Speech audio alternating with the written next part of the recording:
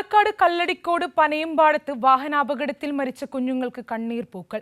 തുപ്പനാട് ജുമാ മസ്ജിദിൽ തൊട്ടടുത്തായാണ് 4 പേർക്കും അന്ത്യനിദ്ര. കഴിഞ്ഞ ദിവസം സ്കൂൾ വിട്ടു മടങ്ങുന്നതിനിടെ നിയന്ത്രണം വിട്ട ലോറി പാഞ്ഞു കയറിയാണ് അപകടമുണ്ടായത്.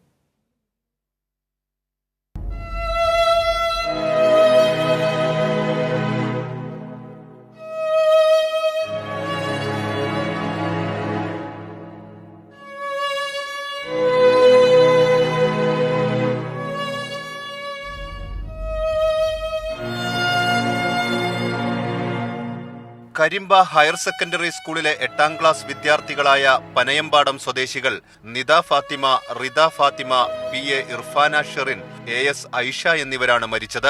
സ്കൂളിൽ നിന്ന് പരീക്ഷ കഴിഞ്ഞ് 5 പേരൊന്നിച്ച് മടങ്ങുമ്പോഴാണ് അപകടം. സഹപാഠി അജ്ന തലനാരിഴയ്ക്കാണ് രക്ഷപ്പെട്ടത്.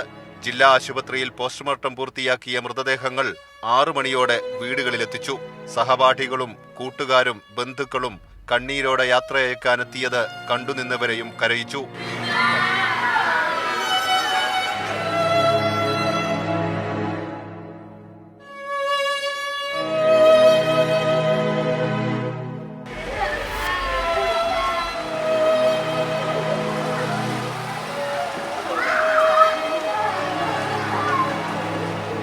ഒൻപത് മണി മുതൽ കരിമ്പനക്കൽ ഓഡിറ്റോറിയത്തിൽ പൊതുദർശനം.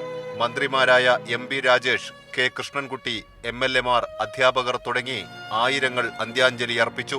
പാണക്കാട് സാദിഖലി തങ്ങൾ മയ്യത്ത് നമസ്കാരത്തിന് നേതൃത്വം നൽകി.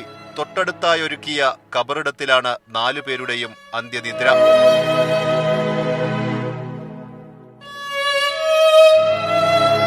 കൈരളി ന്യൂസ്, പാലക്കാട്.